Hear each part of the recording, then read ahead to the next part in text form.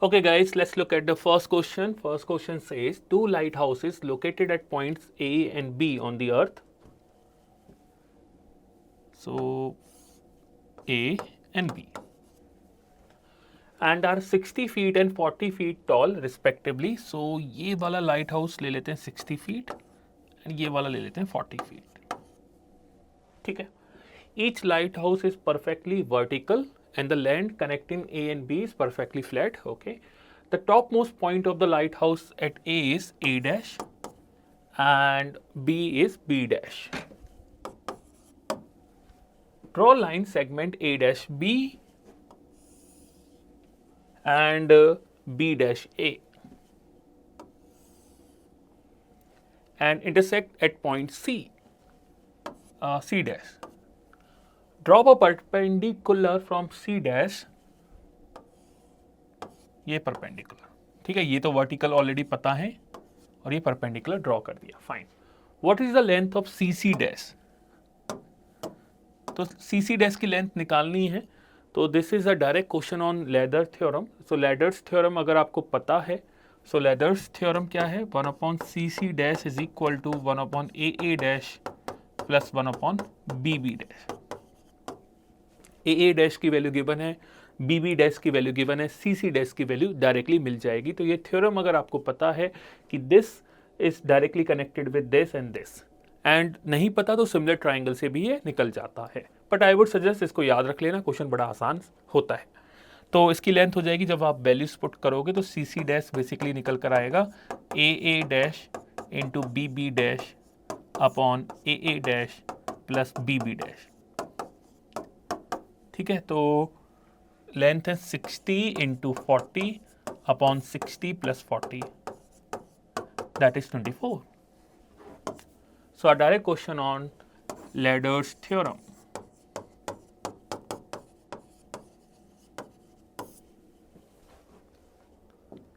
Next second पे आते हैं. सेकंड एक ऑपरेटर बेस्ड क्वेश्चन है. एक आपको ऑपरेटर गिवन है a dot b is basically this. So what is the value of this? So इसको रिलेट करना है आपको. सो 5 इसका मतलब है जो b है सेकंड वैल्यू है. सो 5 प्लस 2, पहले मैं इसको सॉल्व कर रहा हूं सिर्फ, इंटू 2. ठीक है. तो ये हो जाता है 7 इंटू 2 14. तो ये वाली जो पार्ट है ये आ चुका है 14. राइट. नाउ अब दोबारा से इसमें इस ऑपरेटर को अप्लाई कीजिए.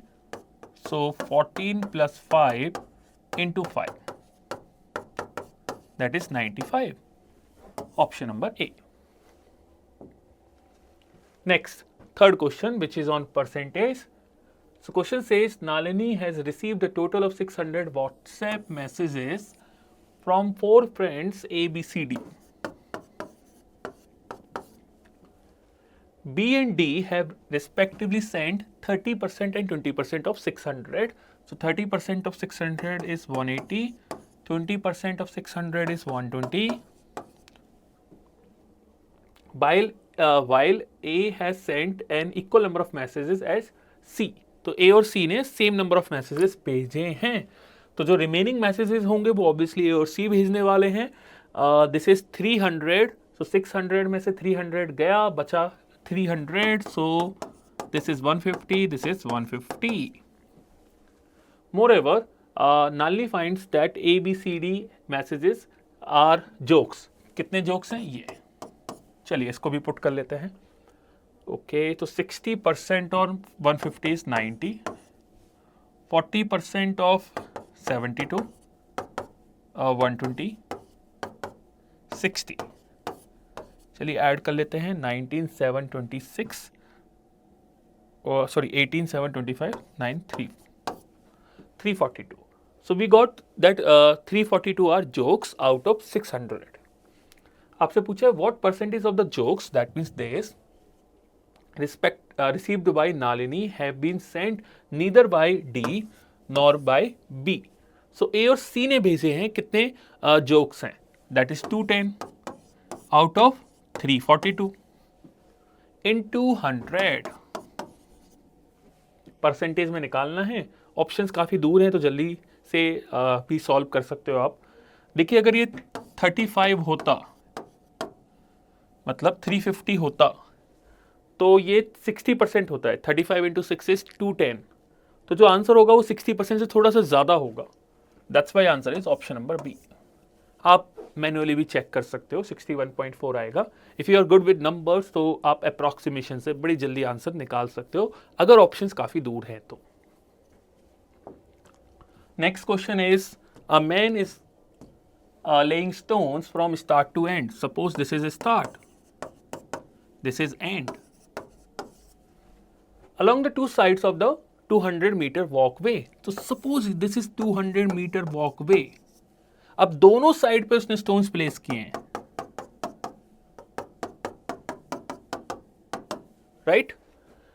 The stones are to be laid 5 metres apart from each other, तो 5 मीटर का गैप रहना चाहिए दोनों स्टोन्स के बीच में, ठीक है? When he begins, all the stones are present at the start of the walkway. तो सारे जो stones है यहाँ पे present थे. He places the first stone on each side at the walkway start. तो पहला stone यहाँ fix कर दिया उसने, ठीक है? तो suppose मैं इस side की बात करता हूँ, तो यहाँ पे पहला stone उसने place कर दिया है. उसके बाद क्या हो रहा है? And for all the other stones, the man lays the stone first along one of the walkway side. तो मतलब क्या है कि एक साइड के रिस्पेक्ट में पहले समझ लेते हैं. आपने स्टोन प्लेस किया S1 एट दी स्टार्ट. अब सेकंड स्टोन कैसे प्लेस करोगे उसको देखते हैं. However, he can carry only one stone at a time. एक स्टोन कैरी कर सकता है, ये भी समझ में आ रहा है. To lay each stone, the man walks to the spot and lays the stone. तो आपको पता है जो सेकंड स्टोन है वो 5 मीटर के गैप में प्लेस होगा, ये लिखा. तो 5 मीटर आगे जाएगा, एक स्टोन उसने पिक किया, उसको प्लेस करने गया 5 मीटर चलकर, फिर वापस आ रहा है. कहां पर? स्टार्टिंग पॉइंट पे, क्योंकि वो एक बार में एक ही स्टोन पिक कर सकता है और उसी को प्लेस कर पाएगा, ठीक है? वॉक्स, देखो लिखा है ना, then walks back to pick another, वापस आता है. After laying all the stones the man walks back to the start which marks the end of his work, ठीक है? तो ये पहले उसने एक साइड कर लेगा, फिर वो दूसरी साइड भी एक सेम काम करेगा, ठीक है? अब देखो ध्यान से कितने स्टोन्स वो प्लेस करने वाला है. 5 मीटर के गैप में है, 200 मीटर की पूरी डिस्टेंस है. 200 by 5, आई कैन से वो 40 stones other than the starting stone, 40 और स्टोन्स प्लेस करेगा. इस साइड भी 40 और इस साइड भी 40. हमें टोटल डिस्टेंस निकालनी है जो इसने ये 80 stones other than the starting stones place करने में यूज की या ट्रेवल किया या कवर किया. तो कैसे करें? ध्यान से देखो. पहला स्टोन जब वो प्लेस कर रहा है तो 5 आगे जाता है, 5 फिर वापस आ जाता है. इन टोटल वो कवर कितना कर रहा है? 10. उसके बाद जब ये वाला स्टोन वो प्लेस करता है, 10 आगे जाता है, बिकॉज 5 प्लस 10 का गैप हो गया ना, 5 प्लस 5 10, 10 आगे 10 वापस 20 एंड सो ऑन. लास्ट वाला जब स्टोन प्लेस करने जाएगा तो 200 आगे चलेगा और 200 वापस आएगा, 400. तो एक एपी बनती हुई नजर आ जाएगी आपको, और एपी भी नहीं दिख रही है तो आप यहां से 10 कॉमन ले लीजिए, तो ये आपको sum of first n natural number भी दिख जाएगा. लगाइए formula. So this is 8200. This is along one of the side. Same चीज वो दूसरी साइड भी करेगा, तो टोटल डिस्टेंस कितनी कवर करने वाला है? 16,400 मीटर. सो काफी अच्छा क्वेश्चन था. काफी लोग इसमें ये गलती करते हैं कि वो एक साइड के रिस्पेक्ट में सॉल्व कर लेते हैं, इस वजह से ऑप्शन बी इस तरह का गिवन था. नेक्स्ट क्वेश्चन पर आते हैं. नेक्स्ट क्वेश्चन को देखते हैं. 2 friends Ram and Shyam start at the same point. Suppose ये स्टार्टिंग है. राम ट्रेवल्स स्ट्रेट नॉर्थ, ये राम है, at a speed of 10, while Shyam travels east twice the speed of Ram, that means 20 km/h. After 15 minutes, तो 15 minutes के बाद Shyam message करता है राम को, श्याम यहां पर है,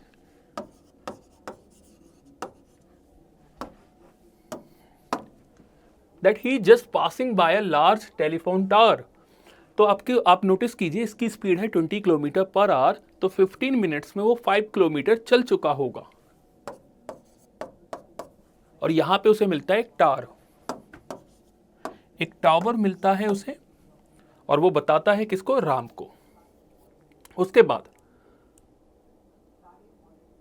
after another 15 minutes, that means total हो चुके हैं 30 मिनट्स, राम मैसेजेस श्याम, राम श्याम को मैसेज करता है। तो राम कितना कवर कर चुका होगा, 5 किलोमीटर, बिकॉज 10 की स्पीड से 30 मिनट्स में वो 5 किलोमीटर कवर कर चुका होगा। और अगर आप श्याम को देखो तो श्याम 5 किलोमीटर और कवर कर चुका होगा। रीजन, बिकॉज 15 मिनट्स श्याम भी कवर किया होगा ना।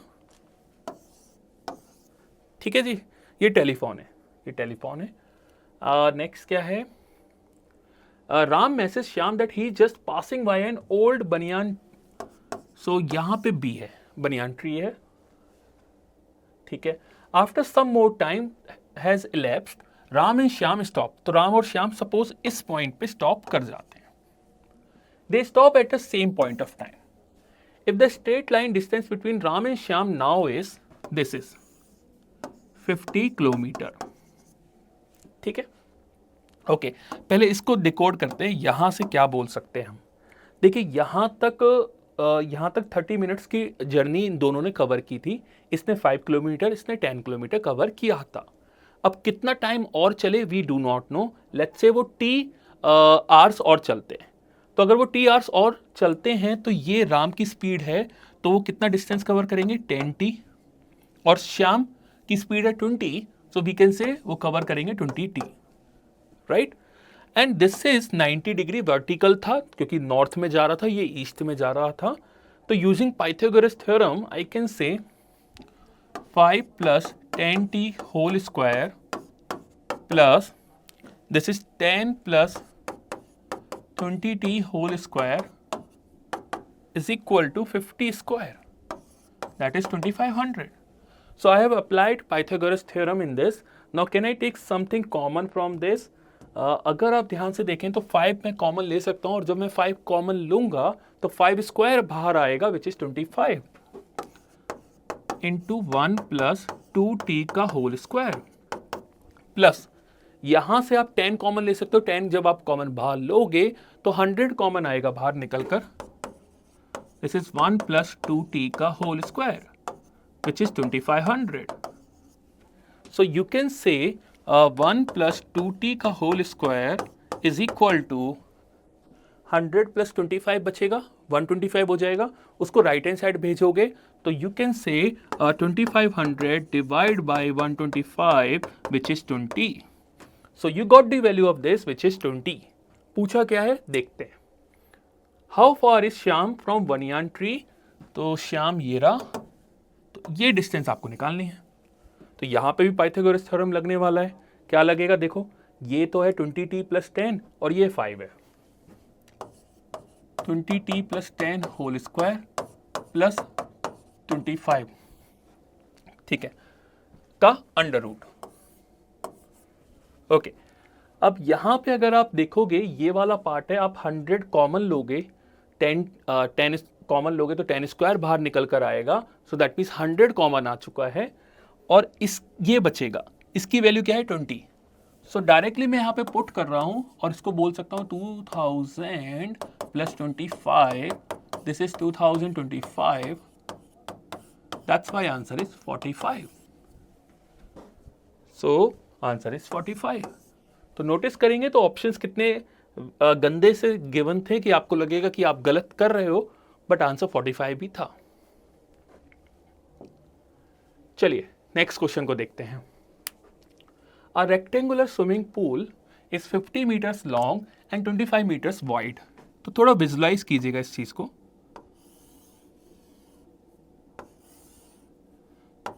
ये टॉप है, ये स्विमिंग पूल का ऊपर वाला सरफेस है जो आपको लेंथ और ब्रेथ दोनों दिख जाती है।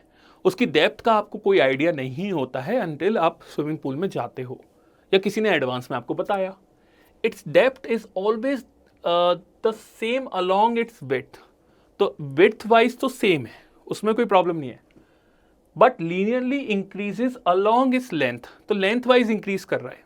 ठीक है, जैसे आप अपने रूम में हो, आप देखोगे एक लेंथ है एक ब्रेथ है, तो ब्रेथ वाइज तो उसकी जो डेप्थ है वो सेम है, बट जो लेंथ वाइज उसकी डेप्थ क्या हो रही है, इंक्रीज हो रही है। कैसे इंक्रीज हो रही है कि देखो ये लेंथ है ना, ये भी लेंथ है, तो यहाँ पे 1 है, यहाँ पे 1 मीटर है, और 4 मीटर है दूसरी साइड, दूसरी साइड है 4 मीटर। ठीक है, इसको मिला देते हैं।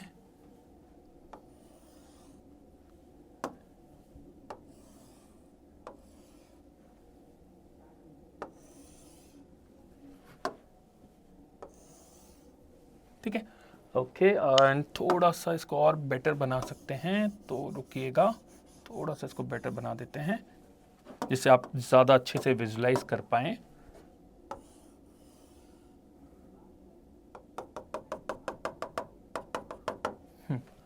ओके, सो यहाँ पे ये 1 है, ये 4 है, so along the length wise एक साइड से डेप्थ 1 है, एक साइड से डेप्थ 4 है। ठीक है, इसको ऐसे कर लीजिए, इसको यहाँ डॉट डॉट डॉट मिला दीजिए, तो ये भी 1 है, ये भी 1 है, और ये वाला पार्ट हो जाएगा 3, अगर आप देख पा रहे हो तो। ठीक है, अब मुझे क्या करना है, मुझे निकालना है how much water is needed to completely fill the pool, तो इस पूल को कंप्लीटली फिल करना है। तो अगर आप नोटिस कीजिए, ये जो 1 वाला पार्ट है ये तो प्योर क्यूबॉइड है, ये फुल क्यूबॉइड है, यहाँ क्योंकि यहाँ भी 1 है, यहाँ भी 1 है, तो लेंथ 50, ब्रेथ 25 एंड हाइट या डेप्थ इज 1, तो इसका वॉल्यूम तो हो जाएगा ये 1250। अब इस वाले पार्ट पे फोकस करना, इस वाले पार्ट पे नीचे। अब ये सोचो खुद से, ये कंप्लीट होता और ये बीच में क्या जा रहा है, एक तरह से डायगोनल, तो ये नोटिस करोगे कि इसकी लेंथ है 50, ब्रेथ है 25 एंड जो डेप्थ है वो कितना है 3, बट उसका क्या किया है, हाफ कर दिया है बिकॉज ऑफ दिस डायगोनल। तो what we will do, we will add half of 25 into 50 into 3। तो यहाँ पे 2 क्यूबॉइड हैं, एक ऊपर वाला क्यूबॉइड, एक नीचे वाला क्यूबॉइड, बट नीचे वाले क्यूबॉइड का हम क्या ले रहे हैं, हाफ। सो इसको सॉल्व कर लीजिएगा, ये हो जाता है 25 into 25 is 625 into 3 1875। Now when we add these two, so answer is 3125। सो काफ़ी इंटरेस्टिंग क्वेश्चन था, थोड़ा सा विजुलाइज ज़रूर करना था इस क्वेश्चन में आप। नेक्स्ट पार्ट पे चलते हैं। ओके, रेक्टेंगुलर के ऊपर एक और क्वेश्चन है। A rectangular field is 40 meter long and 30 meters wide. So Pythagorean triplet के according you can say this will be 50. ठीक है, draw diagonals, अच्छा diagonals ने खुद ने बोला है, draw diagonals on this field and draw circles of radius 1.25 centimetre. तो हमें इस तरह से सर्कल यहाँ पे बनाने होंगे, ये सर्कल है, जैसे ये सर्कल्स हैं, तो कितने सर्कल्स यहाँ पे पॉसिबल हैं ये देखना है ना, with centres only on the diagonal, जो सेंटर है वो डायगोनल पे लाई करे। Each circle must fall completely. अब देखो मैंने एक ही डायगोनल बनाया है, एक और डायगोनल पॉसिबल है भाई, डायगोनल तो ये भी पॉसिबल है ना। ठीक है, तो पहले हम एक डायगोनल के रिस्पेक्ट में सॉल्व करते हैं और फिर दूसरा डायगोनल देखेंगे क्या होता है। Any two circle can touch each other, जैसे मैंने टच कराया है, but should not overlap, overlap नहीं करना चाहिए। ठीक है, तो कैसे करें देखते हैं। पहले देखो, पहले एक इस वाले पार्ट पे फोकस करो, ये ऐसे है, ये इसका डायगोनल है और ये है सर्कल, इसको थोड़ा सा ऐसे बना देते हैं, ये सर्कल है। ठीक है, अब नोटिस कीजिए radius is 1.25, so if radius is 1.25, this is 1.25, this is 1.25 and this become a square.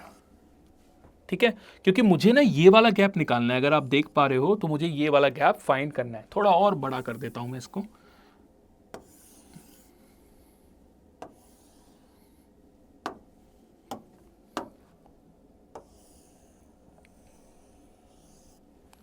मुझे देखिए जब मैं सर्कल को प्लेस करूंगा तो मुझे मेक श्योर करना है वो सर्कल बाहर ना जाए, तो ये वाला गैप एक्स्ट्रा बचेगा ही बचेगा, राइट।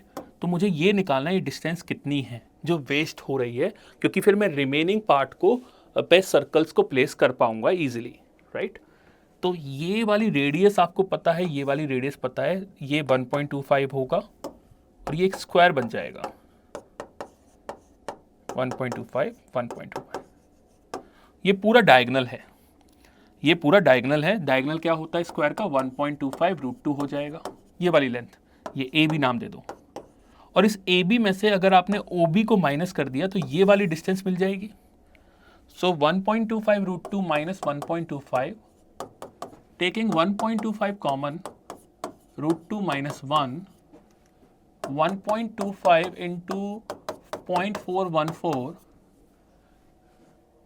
ये तो 5 के अराउंड ही आएगा, तो लगभग 0.51 हो जाएगा, लगभग 0.51, क्योंकि 1.25 इंटू 4 इज 0.5, तो 0.51 या 0.52 रहने वाला है। So this gap is 0.5। ये गैप इस साइड भी होगा, यही गैप यहाँ पे भी बचेगा, जो हमें मेक श्योर करना है कि उस पर कोई सर्कल ना प्लेस हो। So that means we can say, इसको मैं रब कर देता हूँ, ये पार्ट आई होप क्लियर हो गया होगा कि जो आपका डायगोनल है 50 मीटर, उस पे से 0.5 माइनस 0.5 मतलब लगभग 1.02, लगभग 48.98 metre this distance is useful. इसके अलावा सारी डिस्टेंस जो है उस पर हम कोई सर्कल प्लेस नहीं कर सकते, सिर्फ इस पे सर्कल्स को प्लेस कर सकते हैं, राइट। अब सर्कल को जब आप प्लेस करते हो तो 1.25 की रेडियस है, तो बट पूरी डिस्टेंस कितनी कवर करता है वो 2.5, बिकॉज डायमीटर पूरा प्लेस हो जाता है, राइट। सो जब आप इसको 2.5 से डिवाइड करोगे तो जल्दबाजी में लोग क्या करते हैं कि 50 को 2.5 से डिवाइड कर देते हैं, ये नहीं निकालते। उसकी वजह से उनको क्या बोलते हैं वो कि भाई 20 डायगोनल इस पे आ जाते हैं, बट 20 डायगोनल्स नहीं आते हैं। डायगोनल्स एक्चुअल में कितने आते हैं? 19 अलोंग वन डायगोनल। सर्कल्स कितने आते हैं along one diagonal? That is 19। ठीक है, जल्दबाजी में क्या बोलते हैं लोग कि 50 को 2.5 से डिवाइड करके ये बता देते हैं कि 20 सर्कल्स प्लेस हो सकते हैं along one diagonal, but actual में 19 ही होंगे। अब अभी क्वेश्चन खत्म नहीं हुआ है, 19 इस पे होंगे और 19 इस वाले डायगोनल पे होंगे। तो लोग जल्दबाजी में क्या गलती करते हैं कि 19 plus 19 answer is 38, but 38 answer नहीं है। अब ध्यान से सुनिएगा, जब आपके 19 सर्कल्स आ रहे थे तो वो किस तरह से आएंगे ये देखना, मैं डायग्राम से आपको बना के दिखाता हूँ। भाई 19 तो नहीं दिखा पाऊंगा, ऐसा समझना 5 डायगोनल्स दिखाता हूँ मैं आपको बना के, उसी से आपको आइडिया लग जाएगा। ये आपका डायगोनल और ये डायगोनल, देखो एक सर्कल आपने ये बना दिया, एक ये बना दिया, एक सर्कल ये बना दिया, एक सर्कल ये, एक सर्कल ये, टोटल कितने हो गए? 5। सिमिलरली एक ये, एक ये, एक ये, एक ये। तो ध्यान से देखो 5 ये हैं, 5 ये हैं, बट ये मिडिल वाला 2 बार काउंट हो गया, तो एक बार आपको सब्ट्रैक्ट भी करना होगा। सो that's why the final answer is 37, neither 38 nor 40, 20 into 2 40, nor 39। जो एक्चुअल आंसर है वो 37 है। काफ़ी लोग इसमें गलती करते हैं इस तरह के क्वेश्चंस में, तो be very careful whenever you solve such questions. Next, this question is on remainders. तो रिमाइंडर तो काफ़ी इजी टॉपिक है, तो जल्दी से इसको फिनिश कर लेते हैं। So 19 raise to the power 20 minus 20 raise to the power 19 को हमें डिवाइड करना है 7 से। So because of Euler theorem, Euler of 7 is 6, so we can say 19 अगर पावर 6 का मल्टीपल होती तो रिमाइंडर कितना होता? 1। तो 6 के मल्टीपल वाले पार्ट को रिमूव करके जो बचेगा extra, we will solve for that part only, because 19 raise to the power 18 divided by 7 will be 1। तो जो 1 है उसके रिस्पेक्ट में सॉल्व क्या करना है, उसको रिमूव किया, जो एक्स्ट्रा है सिर्फ उसके रिस्पेक्ट में सॉल्व किया, minus 20 raise to the power 1, क्योंकि 20 की पावर 18 तो 1 रिमाइंडर दे देगी, डिवाइड बाय 7। 19 स्क्वायर कितना होता है 361 minus 20 divide by 7 341 divide by 7 right 7 8 7 4 28 बचा 61 7 8 56 बचा 5 so that's why answer is 5 so question किस पे था डायरेक्टली बेस्ड ऑयलर थ्योरम पे ओके नेक्स्ट क्वेश्चन आते हैं 6 drums are used to store water ठीक है 5 drums are of equal capacity and while the 6th drum has double the capacity of each of these 5 drums. Find. On one morning, 3 drums are found half full and 2 are found 2/3 full. तो 1/2 और 2/3. तो मैं क्या कर रहा हूँ initial जो capacity है उसको 2 और 3 6 का मल्टीपल ले रहा हूँ जिससे हाफ करना और उसका 2/3 करना आसान होगा. तो मैंने बोला कि 5 ड्रम्स है जो स्मॉल ड्रम्स हैं उनकी कैपेसिटी ये है और जो बिग ड्रम है उसकी कैपेसिटी ये ना 5 ड्रम्स और 6th वाले की है capacity double of the 5th these 5 drums. ये हमने अज्यूम कर लिया initial capacity of these small drums and the big drums. On one morning 3 drums are found half full. अब वो कौन से हो सकते हैं लेट्स से ये ऑर्डर में ही ले लेता हूँ. पहला केस ले लेता हूँ कि 3 are half full 3 litre 3 litre 3 litre 2 are found 2/3 full. 2/3, 2/3 of 6 is 4. And 1 is found completely full. 12. It is कितना वॉल्यूम हो चुका है देखो 20, 29. It is attempted to transfer all the water to the smaller drums. तो smaller drums में हमने transfer किया. How many smaller drums are adequate to store the water? तो भाई कितने लेने पड़ेंगे हमें 5 लेने पड़ेंगे क्योंकि हर स्मॉल ड्रम की कैपेसिटी है 6 लीटर. तो 6 × 5 30. तो मुझे 5 ड्रम्स लेने पड़ेंगे तभी मैं 29 लीटर्स को कंप्लीटली ऑक्यूपाई कर पाऊंगा यूज कर पाऊंगा. तो आई नीड 5 ड्रम्स. ऑप्शंस के अकॉर्डिंग क्या है 4 से तो काम नहीं बनेगा. 3 और 4 नहीं बनेगा. 5 यस पॉसिबल है. 5 may be inadequate depending on which drum. अच्छा इसको देखते हैं इन दोनों को चेक करेंगे. 3 बट नॉट 2 ये भी नहीं है. इन दोनों को चेक करते हैं कि 5 वाली पॉसिबिलिटी हो रही है बट इसने एक ऑप्शन ये डाला है कि 5 में बी इनएडिक्वेट. तो कहीं और केस तो नहीं है कहीं वो भी चेक कर लेते हैं. भाई एक बार मैंने क्या किया इस 12 लीटर वाले को फुली ऑक्यूपाई करवा दिया. लिखा है ना इसने 1 इज फाउंड कंप्लीटली फुल. ऐसा भी तो हो सकता है कि ये वाला जो है वो कंप्लीटली फुल हो मतलब 6 लीटर वाला. उससे क्या फर्क पड़ेगा चेक करते हैं. तो ये 6 वाला एज इट इज ले लिया. उसके बाद इसको करवा देते हैं हाफ जिससे कि जो कम वॉल्यूम निकल कर आए. ठीक है ये 2/3 रहने दीजिए राइट. और इनको हाफ करना ही करना है क्योंकि लिखा है 3 ड्रम्स जो हैं वो हाफ फुल हैं 2 हैं 2/3 ये वाले हो गए और एक है कंप्लीटली फुल. ठीक है अब इसको ऐड कीजिए कितना आ रहा है 14 20 14 20 हाँ 26. ओके नेक्स्ट अगर 26 मेरा आ चुका है उसके बाद मुझे अगर कितने ड्रम्स की रिक्वायरमेंट होगी. देखिए 26 को भी यूज़ करने के लिए मुझे 5 ड्रम्स की रिक्वायरमेंट होगी क्योंकि मेरे को स्मॉल ड्रम्स की कैपेसिटी 6 है. अगर मैं 4 लेता हूँ तो 24 ही यूज़ कर पाऊँगा. तो मुझे 2 और फिल करने के लिए मुझे एक और स्मॉल ड्रम की रिक्वायरमेंट है. तो आई नीड 5 ड्रम्स. तो मुझे 5 ड्रम्स चाहिए तभी मैं दोनों केस में से कोई भी केस सॉल्व कर पाऊंगा. ठीक है नेक्स्ट क्वेश्चन को देखते हैं. When expressed in a decimal form, which of the following numbers will be non-terminating and non-repeating? So basically, we have to find out irrational numbers. So irrational numbers basically वो होते हैं जिनके numbers में root आ जाता है. मतलब root वाले तो पक्का होते हैं क्योंकि ये कभी भी रिपीट नहीं कर सकते. रूट 2 का कोई पैटर्न नहीं है, रूट 3 का कोई पैटर्न नहीं है. मतलब रिपीट कर जाते तो वो रैशनल नंबर हो जाते. जैसे आपने पढ़ा होगा कि 1.23 बार ये एक रैशनल नंबर है. because this can be expressed in the form of P by Q. But √2 is 1.414 something, वो कभी भी रिपीट नहीं होगा, ठीक है। तो out of the given option we have to see कि कौन सा ये सेटिस्फाई करेगा। तो यार देखो, मेरे को रूट वाला ये वाला केस दिख रहा है, तो मैं यही सॉल्व करके देख लेता हूँ, इसी से मुझे आंसर मिल जाएगा जल्दी से।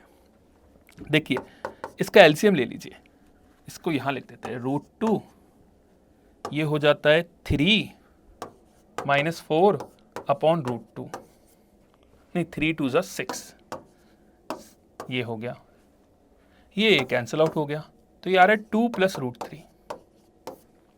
तो देखिए, this is rational number, 2 is a rational number, but √3 is an irrational number, और रैशनल में आप इर्रेशनल को ऐड करते हो तो इर्रेशनल ही आता है। सो that's why the answer is option number ई। तो फालतू का मुझे टाइम वेस्ट करना ही नहीं था। मुझे अगर इस तरह का क्वेश्चन आएगा तो सबसे पहले मैं रूट वाले क्वेश्चंस को देखूंगा, बट फिर भी मैं आपकी सेटिस्फैक्शन के लिए इन ऑप्शंस को सॉल्व करके दिखा देता हूं, जिससे कि आपको क्लैरिटी मिल जाए। तो पहला ऑप्शन है ये कि π/2, देखो पाई जो होता है वो इर्रेशनल नंबर होता है, तो अगर कहीं पाई मिलता है आपको फाइनली, तो वो भी इस कैटेगरी में लाई करेगा। देखो सिंप्लीफाई करके, सो π/2 इंटू 1/π प्लस π/2 माइनस π/2, ये कैंसिल आउट, ये कैंसिल आउट, बचा 1/2। पाई तो है ही नहीं, तो दिस इज पॉसिबल, मतलब this is not possible according to this option, this is basically rational number, क्योंकि 1/2 मिल रहा है। इसी तरह से अगर इसको चेक करोगे तो sin² 1 एंड sin² 89, जिसको बेसिक आइडेंटिटी पता है कि sin² theta plus cos² theta होता है 1, साथ में sin 90 minus theta is cos theta, तो sin² 1 is basically cos² 89 and cos² 89 and sin² 89 is basically कितना हो जाएगा 1। इसी तरह से sin² 2 एंड cos², यहाँ पे sin² 2 हो जाएगा cos² 82, और यहाँ पे sin² 89 से पहले क्या मिलेगा आपको, sin² 88, तो sin² 2 बिकम्स cos² 88, यहाँ पे sin² 88, दोनों को सॉल्व करेंगे तो 1 बन जाएगा, तो ये भी सिंप्लीफाई हो जाएगा। इधर देखोगे तो ये क्यूब रूट है 7 to 9 का, क्यूब रूट 7 to 9 का क्या होता है 9/3, एंड 22/7 वो तो रैशनल नंबर अपने आप में है ही, राइट, PYQ की फॉर्मेट में है, तो यहां भी कोई प्रॉब्लम नहीं है। दूसरा फिर आपके दिमाग में आएगा, सर इसमें भी तो पाई आ रहा है, क्या पता इसका भी आंसर हो। चलिए इसको भी देख लेते हैं। 4 - पाई, ये है इनफाइनाइट GP, ठीक है। चलो, तो सम क्या होता है इनफाइनाइट GP का, फर्स्ट टर्म अपॉन 1 - r, तो कॉमन रेशियो इज r, π/4, ये 4 ऊपर चला गया, एलसीएम लिया 4 - पाई, this got cancel out, so we are getting 4। तो यू कैन सी मैंने चारों ऑप्शंस आपको सॉल्व करके दिखा दिए हैं, बट एग्जाम में मेरा सबसे पहला फोकस होगा सॉल्विंग रैशनल नंबर वाले, इर्रेशनल नंबर वाले क्वेश्चंस, मतलब ये वाले रूट्स वाले। दूसरा प्रायोरिटी होगा पाई वाला। अगर इनसे भी आंसर नहीं निकलता है तब मैं रिमेनिंग ऑप्शंस को देखने वाला हूं, ठीक है। तो काफी अच्छा क्वेश्चन था ये उसके ऊपर। Next question is XYZ are 3 software experts who work on upgrading the software in a number of identical systems. X takes a day off after every 3 days of work. तो 3 दिन काम करेगा, 4th डे को of लेगा, फिर next 3 days work करेगा, फिर 4th day को ऑफ लेगा, ऐसे चलता जाएगा। Y takes a day off after every 4 days of work, ठीक है। So simply means in the first 5 days Y will work only for 4 days, next day का ऑफ, फिर next 4 days काम करेगा, and so on so forth. ये चलता जाएगा। Same goes for Z also. Starting afresh after a common day off. तो first statement को start करते हैं, उसको समझते हैं। X and Y working together can complete one new upgrade job in 6 days. तो in first 6 days you can see x will work for only 5 days and y will also work for only 5 days because एक एक दिन का दोनों of ले लेंगे, ठीक है। अब मुझे नहीं पता है उन x की एफिशिएंसी कितनी है, तो लेट्स से x की एफिशिएंसी x ही है, मतलब x यूनिट करता है एक दिन में और y करता है y यूनिट, ठीक है। तो कैन आई से 5x plus 5y is equal to 1, जो एक जॉब है वो पूरी कंप्लीट हो जाती है, ठीक है। ओके, यहाँ से ऑब्वियसली मेरे को पता चल रहा है कि जो x है वो जो काम करने वाला है वो फ्रैक्शंस में ही करेगा, डेसिमल में ही करेगा, ठीक है। सेकेंड इक्वेशन को देखते हैं, ये फर्स्ट इक्वेशन बन चुकी है। Second, z and x working together can complete 2 new upgrade jobs in 8 days। कितने दिन काम करते हैं वो भी तो देखना होगा, कितने दिन काम करते हैं भाई। 8 में z लेता है 5 दिन के बाद ऑफ, तो 7 दिन काम करेगा, और x है 2 बार ऑफ ले चुका होगा, तो 7z plus 6x is equal to 2, ठीक है। नेक्स्ट बात करते हैं, y and z working together complete 3 in 12 days. तो y कितने दिन काम करेगा, देखो 2 दिन नहीं काम करेगा क्योंकि आफ्टर एवरी 4th डे वो ऑफ ले लेता है, तो 10y प्लस, और z भी 2 दिन काम नहीं करेगा, 10z is equal to 3। So I got 3 equations and 3 variables, I can easily solve this question now. तो देखो यहाँ पे क्या कर रहा हूँ मैं, इसको डबल कर देता हूँ, सो इसको डबल करके यहाँ पुट कर दीजिए, 10x, so 10y, 10x plus 10y is equal to 2, इसको डबल करके यहाँ पुट किया है। माइनस करोगे तो ये कैंसिल आउट हो जाएगा, बचेगा 10z माइनस 10x, माइनस किया था मैंने, इज इक्वल टू 1, ठीक है जी। अब एक इक्वेशन ये है, एक वो है, वो माइनस 10x है, ये 6x है, इस लिख देता हूँ पहले। तो 10 और 6 का जो एलसीएम होता है वो होता है 30, तो मैं इसको 3 से मल्टीप्लाई कर देता हूँ, इसको 5 से। 30z minus 30x is equal to 3, 35z minus, ये प्लस है, प्लस है, plus 30x is equal to 10। Add कीजिए इन दोनों को, 65z इज इक्वल टू 13, तो z आ जाता है 1/5। सो z आ जाता है 1/5, आपको z की एफिशिएंसी मिल चुकी है 1/5, ठीक है। या यू कैन से z जो है वो 20% ऑफ वर्क एक दिन में फिनिश कर देता है। चलिए x की वैल्यू निकालते हैं, इसमें पुट कर दीजिए, कहाँ है पुट कर सकते हैं, हाँ इसमें ही पुट कर देते हैं। सो यहाँ पे 1/5 पुट करोगे तो ये हो जाएगा 2 minus 10x is equal to 1, so 10x is equal to 1/2, x आ जाता है, सही 10x इज इक्वल टू 1/2 नहीं है, 10x इज इक्वल टू 1, सो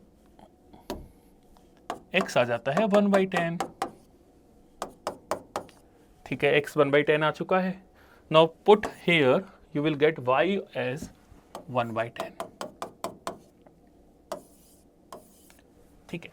तो इससे मैं ये बोल सकता हूं कि z जो है वो 20% वर्क खत्म करता है एक दिन में, x 10% और y 10%, ठीक है।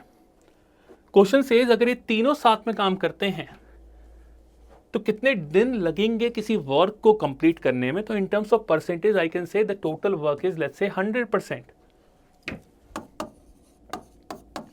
And when these 3 people work together, तो एक दिन में कितना करेंगे, 20%, 10%, 10%, 40% करेंगे, तो टाइम लगेगा 2.5 डेज। तो काफी अच्छा क्वेश्चन था on time and work, I would rate it at moderate category question, exam में टाइम भी काफी इन्वेस्ट करा सकता है। नेक्स्ट क्वेश्चन पर आते हैं। Ashok has a bag containing 40 cards numbered with the integer from 1 to 40, ठीक है। No 2 cards are numbered with the same integer. Okay, fine. Likewise, his sister Shilpa has another bag containing only 5 cards that are numbered from 1 to 5. with no integer repeating. ठीक है. Their mother Lata randomly draw one card each from Ashok and Shilpa bags and note down their respective numbers. If Lata divides the number obtained by Ashok bag by the number obtained from Shilpa. ठीक है. What is the probability that the remainder will not be greater than 2? तो जो reminder है वो 2 से greater नहीं होना चाहिए. तो रिमाइंडर कैन बी 0, 1, 2. राइट. ठीक है. तो सबसे पहले टोटल फेवरेबल आउटकम्स निकालने से पहले टोटल आउटकम्स देखिए. तो आप नोटिस करिए 40 कार्ड्स यहाँ पर हैं, 5 कार्ड्स यहाँ पे हैं, तो 40 × 5 टोटल पॉसिबल आउटकम्स होंगे 200. 200 कार्ड्स वो 200 कॉम्बिनेशन वो बना सकती है, क्योंकि एक कार्ड यहाँ से चूज़ किया, एक कार्ड वहाँ से चूज़ करेगी ना, तभी तो अशोक और शिल्पा के जो नंबर्स होंगे उनको डिवाइड करके देखेगी. तो टोटल कितने कॉम्बिनेशन बनेंगे? 200. Now we have to look for our favourable outcomes. तो फेवरेबल आउटकम्स के लिए क्या करें कि हमें जो शिल्पा के नंबर से अशोक के नंबर डिवाइड करने हैं. सो लेट्स से शिल्पा का नंबर है 1, कि शिल्पा के कार्ड जो पिक किया वो 1 है. तो अशोक का कार्ड क्या क्या हो सकता है? अशोक का कार्ड 1 से लेके 40 कुछ भी हो, हमेशा रिमाइंडर क्या आएगा? 0, क्योंकि जब हम 1 से डिवाइड करते हैं तो रिमाइंडर 0 होता है. तो we can consider all the 40 possible cases when Shilpa card is 1. इसी तरह से व्हेन शिल्पा कार्ड इज 2, तो अगर शिल्पा का कार्ड 2 होता है तो जब आप 2 से किसी को डिवाइड करते हो तो रिमाइंडर या तो आपको 0 मिलता है या रिमाइंडर 1 मिलता है. तो आपको रिमाइंडर 0 और 1 दोनों में से कोई भी आए चलेगा. तो we can choose all the 40 cards. Similarly if Lata chooses number 3rd card from Shilpa's bag, तो reminder can be 0, 1 and 2. Right. उससे ज़्यादा तो रिमाइंडर नहीं होगा और ये वैलिड रिमाइंडर है. तो अशोक के कोई भी कॉम्बिनेशन चूज करेगी तो रिमाइंडर या तो 0 मिलेगा, 1 मिलेगा, 2 मिलेगा. वो तीनों उसको सेटिस्फाइड है, कोई प्रॉब्लम नहीं है. ठीक है. तो हमने शिल्पा का 1, 2, 3 तीनों देख लिया. अब बात करते हैं, अगर शिल्पा का कार्ड हमने 4 चूज किया तो वहां पे रिमाइंडर क्या आएगा? 0, 1, 2, 3. अब 3 वाले हमें रिमाइंडर वाले कार्ड्स नहीं ले सकते, वो हमारे फेवरेबल केस नहीं कंसिडर होंगे. तो हमें कौन से रिमूव करने हैं? 4n+3 वाले कार्ड्स. ऐसे नंबर्स जो 4n+3 के फॉर्मेट में है. राइट. मैक्सिमम कहां तक जा सकते हैं? 40 तक. ठीक है.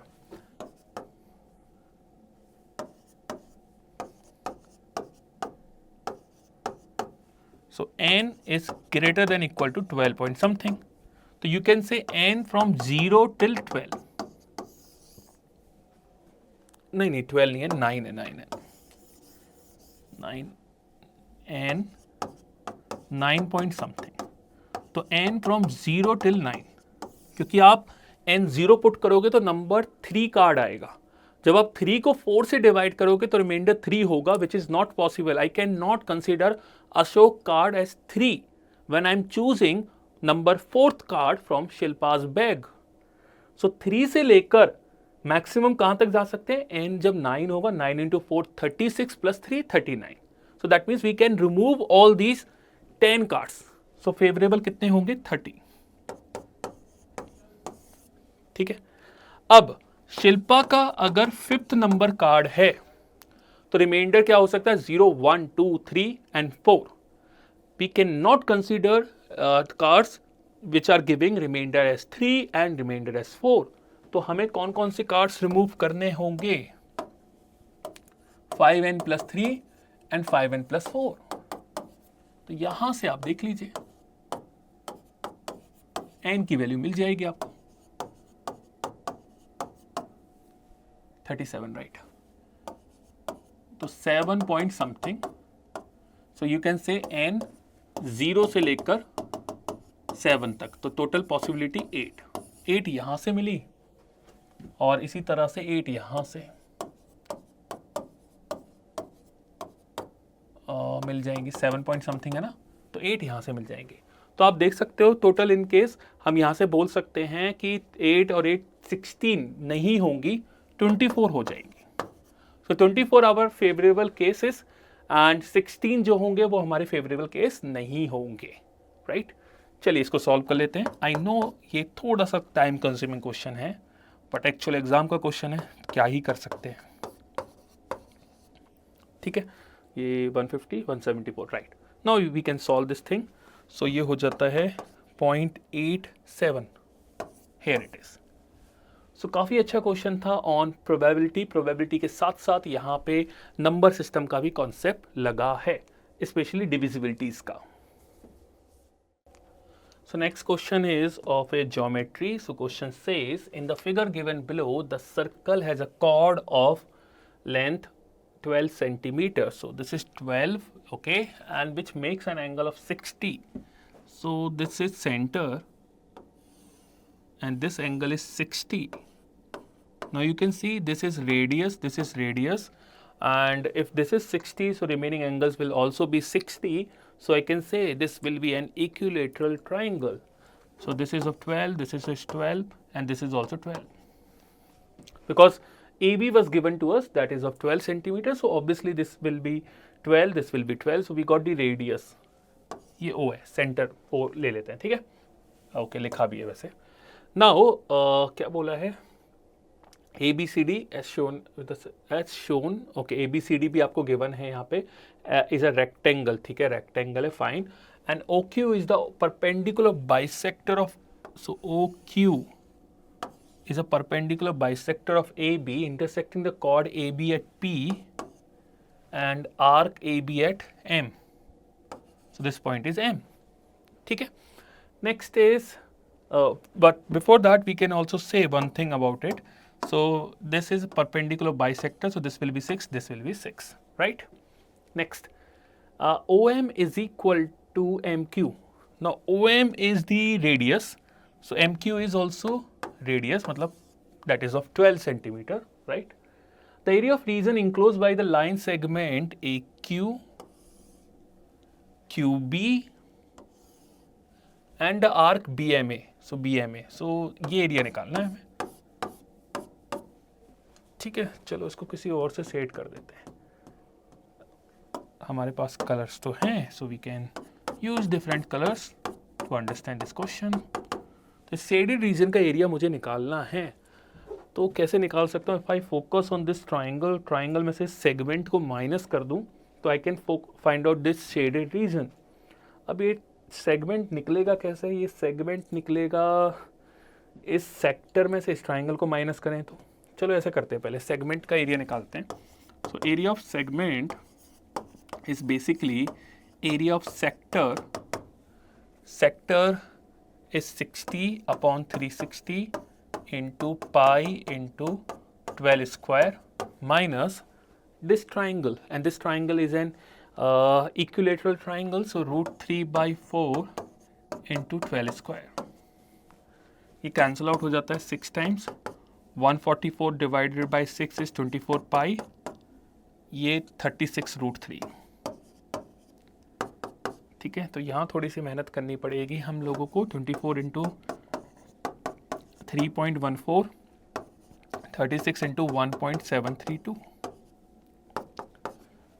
ठीक है। तो ये लगभग हो जाएगा 72, और ये हो जाएगा 36 इंटू 36 एंड हाफ 6, पूरा निकालना ही पड़ेगा ऐसा लग रहा है। मेरे को लगा था कि कुछ थोड़ा बहुत आसान हो सकता है, तो एक बार देखते हैं भाई, आसान बसान बना लेते हैं, कुछ बन जाए तो। 24 इंटू 4 इज़ 96, 9, 24 1 जा 24, 3, 24 3 जा 72, 75, so 75.36, right? And what about this? 36 into 1.7, so 36 into 2 होता है वो 54, पूरा ही निकालना पड़ेगा क्या? चलो देखते हैं। 36 2 जा 72, 7, 36 3 108, 7 11, 36 7 जा 36 into 6 is 216, 36 ऐड करेंगे तो 252 plus 11 is 263, 26 31, 36 into 1 is 36 plus 26 is 62 minus 62, okay. तो भाई बिल्कुल एग्जैक्ट निकाल दिया मैंने। 13 पॉइंट समथिंग, सो 13 ले लेते हैं, 13 पॉइंट समथिंग 13 ले लेते हैं, बहुत ही क्लोज है, 13.03 है, सो 13 आ गया। सो इसका एरिया भाई 13 आ चुका है, इस वाले का एरिया। अब मुझे इस बड़े वाले ट्राइंगल का एरिया निकालना है। अगर बड़े वाले ट्राइंगल का एरिया निकालने के लिए मेरे पास ए बी तो है, बट मुझे पी क्यू चाहिए। पी क्यू कैसे निकलेगी? So P Q is basically P M plus M Q, P M plus M Q. M Q तो 12 है, पी एम कैसे मिलेगा? पी एम मिल सकता है O M minus O P, O M minus O P, right? And OM is the radius, so 12 minus OP is the height of equilateral triangle, which is √3/2 into side. So side is of 12, तो 6√3 हो जाएगी hopefully, plus 12, तो ये हो जाता है 24 minus 6√3। तो ये लेंथ आ चुकी है PQ की 24 minus 6√3, ठीक है। तो 24 माइनस 6√3 पी क्यू लेंथ है ए बी। आप सो हाफ इंटू इस बड़े वाले ट्राइंगल का एरिया फाइंड कर रहे हैं, हाफ इंटू 12 इंटू 24 माइनस 6√3, ये 6 हो जाता है, इंटू, अब यहाँ मेहनत करनी है जो करनी है हमें। ऐसे मैंने यहाँ पे मल्टीप्लाई किया था, तो 6 से अगर मैं इसको डिवाइड करता हूँ तो कितना आ जाएगा? 10.5, 39 ले लेते हैं, मतलब 10.6 ले लेते हैं। सो 24 माइनस 10.6 इज 13.4 इंटू 6, तो ये हो जाता है 6 इंटू 4 24, 13 80.4। तो लगभग 81 भी आप ले सकते हो, लगभग 81 भी आप ले सकते हो, ठीक है, या 80 भी लेकर, जैसे भी आपको ठीक लगे, ठीक है। Okay, so this is 80, right? What about this? This is 13। अब मुझे माइनस करना है, सो 80 minus 13, it is coming out 67। मैंने अप्रॉक्सीमेट तो नहीं किया है, ऑलमोस्ट क्लोज गया हूँ। अच्छा, ये 80.4 में कहीं गलती तो नहीं की है? ये बोल 10.59 अप्रॉक्सीमेटली लिया था, शायद यहाँ पे क्लोज जाना पड़ेगा लग रहा है। एक बार जल्दी से जाते हैं। 6 ये था, मैंने किया था 10, क्योंकि ऑप्शंस में ऑल्दो मेरे को लग रहा है कि 69 की तरफ आंसर होगा, बट स्टिल चेक कर लेते हैं। सो 10 पॉइंट, अच्छा ये 5 था, फिर बचा 35, सो 8 है, अच्छा, एंड बचेगा फिर 32, 8, सो 10.588, शायद इससे थोड़ा सा वेरिएशन आ रहा है, तो दिस इज लगभग 81, दिस इज 81 लगभग, सो 81, और ये भी अप्रॉक्सीमेटली 13 समथिंग है, सो 81 minus 13, so you can say approximately equal to 68, and that's why the answer is 69, because question ने बोला है किसके क्लोजेस्ट होगा, तो obviously 68 is somehow closest to 69, so that's why the answer is 69. Obviously थोड़ा सा difficult question है, but jet में अनफॉर्चुनेटली इस तरह के ही डिफ़िकल्ट क्वेश्चंस आते हैं, और कैलकुलेशन इंटेंसिव होते हैं कि आपकी कैलकुलेशन इतनी ज़्यादा अच्छी होनी चाहिए, specially when it comes to multiplication, कि आप इस तरह के क्वेश्चंस आसानी से कर पाओ, ठीक है। तो थोड़ा ध्यान रखिएगा इस तरह के क्वेश्चंस के लिए। अब आते हैं नेक्स्ट क्वेश्चन पे। Next question is a box contains 6 cricket ball and 5 tennis ball and 4 rubber balls. Of these some balls are defective. Okay, so क्या कर देते हैं यहाँ पे, CTR defective, non defective and total balls. तो 6 cricket हैं, 5 tennis हैं, 4 rubber, ठीक है। तो सपोज डिफेक्टिव ले लेते हैं x, तो non defective 6 minus X, 5 minus Y and z 4 minus z, ठीक है जी।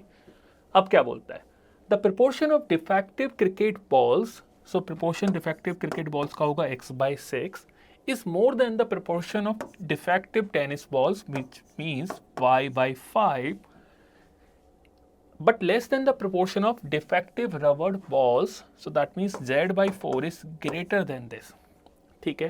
Next, Moreover, the overall proportion of defective balls, overall proportion is x plus y plus z upon 15. It's twice the proportion of defective tennis balls. Twice defective tennis ball is y upon 5. यहां से cancel out करते हैं तो x plus y plus z is 6y. So we got one relation x plus z is equal to 5y. ठीक है, चलिए ये relation मिल चुका है. तो if I consider y as 1, if I consider y as 1 तो x plus z कितना हो जाएगा 5. ठीक है, ओके हमें क्या निकालना है, हमें निकालना है डिफेक्टिव रबड़ बॉल्स, इसकी वैल्यू निकालनी है z की. ठीक है, अगर y को 1 लेता हूं तो x प्लस z 5 हो जाता है. अब I will start putting the cases for the z. तो z अगर 1 है तो x हो जाएगा 4. ठीक है, अब चेक करते हैं इसमें सेटिस्फाई करता है नहीं करता. देखो 1/4 ग्रेटर देन 4/6 नहीं हो रहा, तो ये वाला केस हो गया फेल. नेक्स्ट z को 2 लीजिए, x को ले लीजिए 3. z को 2 ले लीजिए, x को ले लीजिए 3. सो 2/4 3/6 ये दोनों बराबर हो गए हैं, सेटिस्फाई नहीं करते हैं, सो ये भी हो जाता है फेल. z को 3 लीजिए, x हो जाता है 2. पुट करते हैं 3/4 इज ग्रेटर देन 2/6, ये सेटिस्फाई कर रहा है, साथ में ये भी सेटिस्फाई कर रहा है. So we got a perfect case as of now. So we can say जो z है वो 3 होगा. ये पॉसिबल है, ये पॉसिबल है, ये वाला तो फेल कर ही दिया था मैंने, ये भी फेल कर दिया, ये भी फेल कर दिया. ठीक है, अब देखते हैं आगे कोई केस तो नहीं है, क्योंकि एक ऑप्शन कहता है z can be 4 also, right. तो अगर z अगर हम 4 लेते हैं तो x की वैल्यू क्या हो जाएगी 1. चेक कीजिए, देखो 4/4 वैलिड है, बट यहां फेल हो जाता है कि ये जो 1/6 है वो 1/5 से ज्यादा नहीं है, सो ये वाला हो गया फेल. तो according to this option B भी आंसर नहीं होगा, so answer is option number A. तो थोड़ा hit and trial based question था ये, बट डुएबल कैटेगरी में आता है कि आप इस क्वेश्चन को कर सकते थे. ओके, नेक्स्ट क्वेश्चन पर आते हैं. Next question is Mohanlal, a prosperous farmer, has a square land of its side 2 kilometre and for the current season he decided to have some fun. Okay, इन लोगों का फन हमारे लिए प्रॉब्लम हो जाती है. देखते हैं क्या फन करता है ये. He marks 2 distinct points on one of the diagonal. तो बनाते हैं एक स्क्वायर पहले. So साइड है 2 and marks 2 distinct points on one of the diagonal. So ये डायगनल है एक, लेट्स से. अब वो पॉइंट्स की क्या खासियत है वो देख लेते हैं. Using these points as centres ही construct 2 circles. Okay, now each of these circles fall completely within the land, तो लैंड के बाहर नहीं जाना चाहिए, and touches at least 2 sides. Okay, 2 sides को टच करेगा. To his surprise the radii of both the circles are exactly equal to 2/3. Fine. And Mohanlal plants some potatoes on the overlapping portion of these circles. So ये overlap भी करने वाले हैं. So we have to make sure कि जो हम diagram, जो हम सर्कल बनाए वो कुछ overlap भी करें. तो पहला सर्कल मैंने ये रफली ये बना दिया, और दूसरा सर्कल मैंने कुछ इस तरह से ये बना दिया.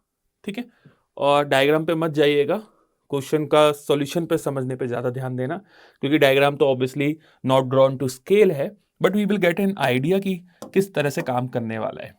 तो suppose this is C1 and this is C2. Now you can see the radii is same, मतलब radius is same, which is 2/3. Same goes for this as well. तो somehow if I look at this figure, ये थोड़ा symmetrical होने वाला है, because square में already side same रहती हैं, आपको पता ही है. अब डायगोनल के ऊपर जो 2 सर्कल्स बने हैं उनकी भी रेडियस सेम है. सो आई कैन समहाउ से कि देखो जो ये डिस्टेंस रहेगी, ये जो लेंथ है वो ये भी वही रहेगी. ऑब्वियस सी बात है, राइट. आप वैल्यूज से भी चेक कर सकते हो, चेक करना चाहो तो मैं आपको समझा देता हूँ. ये 2/3 है, 2/3 है, ये एक पूरा स्क्वायर बन गया है. तो ये वाला जो पोर्शन होगा, let's say OC1. So OC1 is kind of A diagonal for this small square. Right. Same thing 2/3, तो ये जो पॉइंट होगा वो भी ये सॉरी डिस्टेंस होगी वो भी डायगोनल होगी ऑफ सेम स्क्वायर जिसकी साइड क्या है 2/3, ठीक है। Now we are left with this portion. अब यहां पे इसने क्या बोला है आपसे, ओवरलैपिंग पोर्शन पे आपको क्या करना है, पोटैटोस को प्लांट करना है। So overlapping portion is this, so we have to find out the area. अब एरिया कैसे फाइंड कर पाएंगे, देखो इसको मैंने ज्वाइन कर दिया यहां पे, जिससे कि मैं क्या करूं यहां पे सेगमेंट क्रिएट कर लेता हूं, क्योंकि आपने सर्कल्स में क्वेश्चंस किए हैं इस तरह के कि जब ये वाला पोर्शन आपको निकालना होता है तो हम क्या करते हैं, एक सेगमेंट क्रिएट कर लेते हैं। तो इस वाले का एरिया निकालेंगे और उसका डबल करके we can find out the area of overlapping portion, right. अब ये वाला डॉटेड वाला एरिया कैसे निकलता है, सेगमेंट का एरिया है which is area of sector minus area of triangle. तो वही हमारी कोशिश रहने वाली है। अब यहां पे भी अगर आप फोकस करेंगे इस डायग्राम पे, ये 2/3 हो जाएगा बिकॉज रेडियस है, right. Now we are left with this distance. अगर मैं इसकी बात करूं C1 एंड C2 की, तो ये जो लाइन है, ये जो हमने कॉर्ड बनाई है, तो ये वाली जो डिस्टेंस रहेगी, ये वाली डिस्टेंस सेम रहेगी again because of symmetry, right. चलिए अब एक एक करके सारी डिस्टेंस को फाइंड करते हैं। पहले बात करते हैं पूरा जो डायगोनल है that is of 2√2, diagonal of square, right, side is 2 so 2√2। Next what about this length, अगर मैं इस लेंथ को निकाल देता हूं, ये लेंथ कितनी है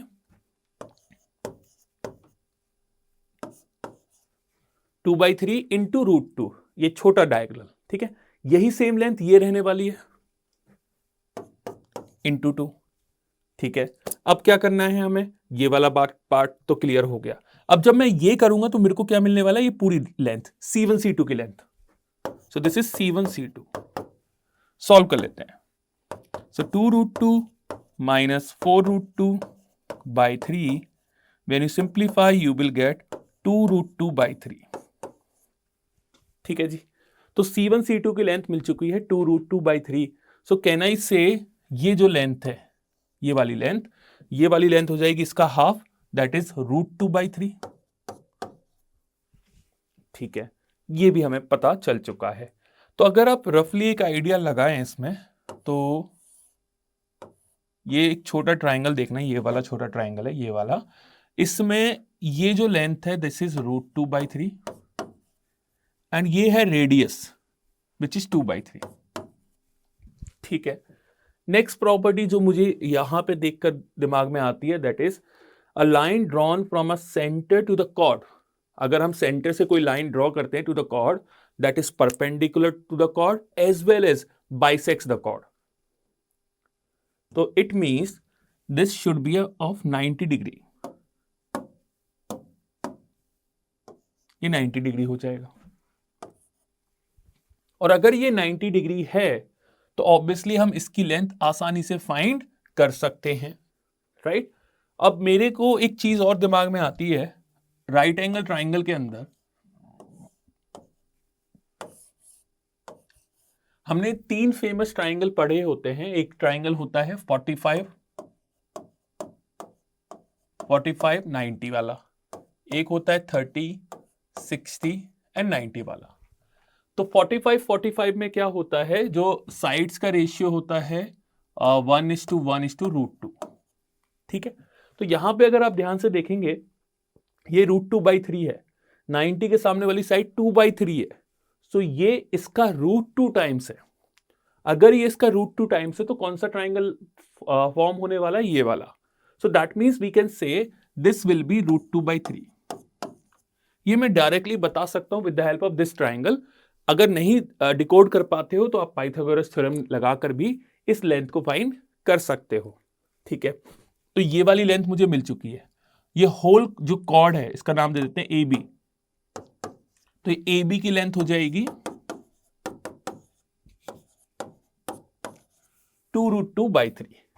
सो दैट मीन्स मुझे, अगर मैं इस पार्ट पे आता हूं तो मुझे ये AB मिल चुका है, ये रेडियस ऑलरेडी है, and if I look at this portion in completely, अगर मैं कंप्लीटली इस पोर्शन को देखता हूं तो देखो ये वाला एंगल मुझे पता चल गया था 45 है, right. If this is 45, this is also 45 because all symmetrically सब कुछ हो रहा है, बिकॉज जो चीज यहां पे करोगे वही चीज आप यहां पे करोगे. तो ये 45, ये 45, दैट मीन्स ये वाला एंगल आपको मिल चुका है 90. तो अब मैं क्या करूंगा, एरिया ऑफ सेगमेंट फाइंड करूंगा. How? Area of sector minus area of triangle, और उस सेगमेंट का कर दूंगा डबल, क्योंकि मुझे इस वाले पोर्शन का भी एरिया निकालना था. तो ये डॉटेड वाला एक बार निकलेगा, area of sector minus area of triangle, उसका डबल करके हमें ओवरलैपिंग पोर्शन का एरिया मिल जाएगा. चलिए इसको रब कर देते हैं. Okay, area of sector is theta, that is 90 upon 360 into pi r square. Radius is 2/3 minus area of triangle. So area of triangle half into base into height. So base is of AB and height is of root 2/3.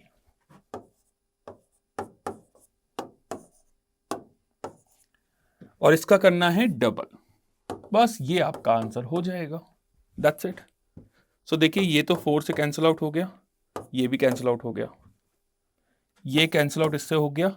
√2 into √2 is 2. सो यहां से मिलेगा मुझे pi minus 2/3, sorry pi by 9 minus 2/9 2/9 into 2. इसको further simplify करके ये भी लिख सकते हैं, pi minus 2/9 into 2. That is given in option number D. तो एग्जाम के पर्सपेक्टिव पे थोड़ा सा डिफिकल्ट क्वेश्चन है ऑब्वियसली, कि यहाँ पे बहुत सारी चीज़ें आपको सोचनी है. साथ में आपको सर्कल की प्रॉपर्टीज़ याद होनी चाहिए, आपको ट्राइंगल की प्रॉपर्टीज़ याद होनी चाहिए, आपको स्क्वायर की प्रॉपर्टीज़ याद होनी चाहिए. तो बहुत सारी इसमें इस पर्टिकुलर क्वेश्चन में प्रॉपर्टीज़ लगने वाली हैं. तो किसी को अगर ज्योमेट्री का पूरा बेसिक से लेकर एडवांस तक सारा आइडिया होगा, वही बच्चे इस क्वेश्चन को सॉल्व कर पाएगा. So definitely it is one of the difficult question of that. Okay guys, let's look at another question. This question is, a hare and a tortoise run between points O and P. This is O, this is P, and this is of 6 kilometer. Distance between O and P is 6 kilometer. They start together at O, go straight to P, and then return to O along the same line. That means in total they will be covering 12 kilometer. They run at a constant speed of 12 km per hour and 1 km per hour. And the speed of tortoise is slower than the hare. So I can say the tortoise speed is 1 km per hour and hare speed is 12 km per hour. ठीक है. The hare shuttles between O and P until the tortoise goes once to P. ठीक है. तो पहले देखो tortoise की speed slow है, तो ऑब्वियसली टॉर्टोइस को ज़्यादा टाइम लगेगा पी पे पहुंचने में एज कंपेयर टू हेयर. तो हेयर जो होगा वो सबसे पहले पहुंच जाएगा, फिर वो वापस ओ पे आएगा, फिर पी पे जाएगा, ओ पे पी, ऐसे चलता हुआ रहेगा. During the run how many times are the hare and tortoise separated by exact distance of 1 kilometre from each other. ठीक है. तो देखते हैं कैसे कवर करें यहाँ पे. तो अगर मैं फर्स्ट राउंड की बात करता हूँ यहाँ पे, तो during the first round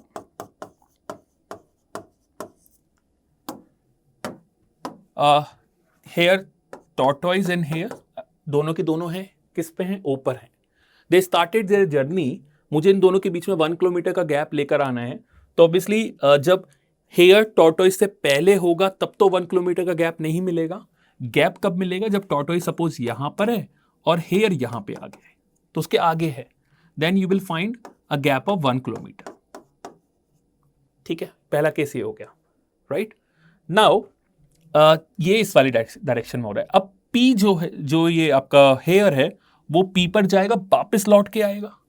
tortoise थोड़ा सा और चल चुका होगा, लेट्स से यहां पे, और हेयर यहां पे पहुंचकर फिर वापस आ रहा होगा इससे मिलने. राइट. तो यहां पे कहीं वो मिलता है, फिर से 1 किलोमीटर का गैप हो जाता है. ठीक है. क्लियर है ये बात? टॉर्टोइस इस डायरेक्शन में जा रहा है, हेयर इस डायरेक्शन में जा रहा है, तब फिर से मिलता है, 1 किलोमीटर का गैप फिर से हो जाता है. सेकेंड टाइम मीट कर चुके हैं. एंड थर्ड कब होगा? जब हेयर इधर की तरफ आएगा और टॉर्टोइस और हेयर के बीच में एग्जैक्टली 1 किलोमीटर का गैप होगा. क्योंकि आपको पता है 1 घंटे के अंदर इन 1 आवर जो टॉर्टोइज है वो सिर्फ 1 किलोमीटर चल पाता है और जो हेयर है वो कितना चल पाता है 12 kilometre. So if you notice this thing 6 kilometre ऐसे गया, 6 किलोमीटर ऐसे गया, so 12 kilometre in total hare चल चुका है। तो hare is at the position O and tortoise 1 kilometre उससे आगे है, किससे, ओ से, राइट। तो यहां पे भी एग्जैक्टली 1 किलोमीटर का गैप होगा। तो जो यू कैन से मतलब जाना आना इस तरह से अगर आप काउंट करो तो यू कैन से समहाउ कि एक मैं इसको राउंड कंसीडर कर रहा हूं, फर्स्ट राउंड। तो उस फर्स्ट राउंड में टॉर्टोइज और हेयर कितनी बार मिल चुके हैं, 3 टाइम्स,